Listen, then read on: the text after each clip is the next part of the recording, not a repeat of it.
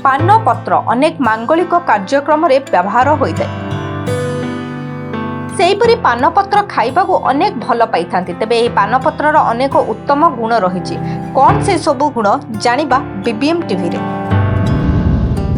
पान पत्र रे अनेक विटामिन रही जेपरिक विटामिन सी और कैल्शियम। यह अनेक स्वास्थ्य जनित समस्या मुक्ति देता है।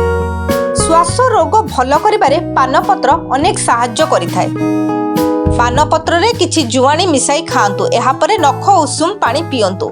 एहा आपनकु श्वास रोग जनित समस्या आराम देबो। एसिडिटी को दूर करिथाय पान पत्र और पाचन प्रक्रिया को मजबूत भी करिथाय। एहा को खाइबा जोगु गैस एवं पेट फुलिया भली समस्या देखा जाए नाही। पान पत्र चोबाइले मुंड बिंधारू मध्य मुक्ति मिलता है। पान पत्र को पेस्ट करी कपाल रे लगांतु। एहा आपनकु मुंड बिंधारू आराम देबो। दीर्घ दिन धरी ठंडा लगी रोहुथिले पान पत्र को व्यवहार करंतु। पान पत्र को बाटी एहार रस को पियंतु। मने रखिबे थरके गोटे चामच रस पीबे। एहीपरि दिन रे 3 थर पीले ठंडा भल होई जाय थाए।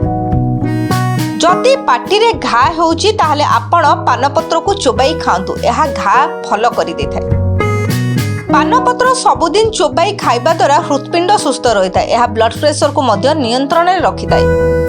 पान मुहर बैक्टेरिया नष्ट करि थाए। यह सह आपनकर जदि भोक न लागिबा समस्या रही ताहले पान पत्र खांतु। Bureau report BBM TV.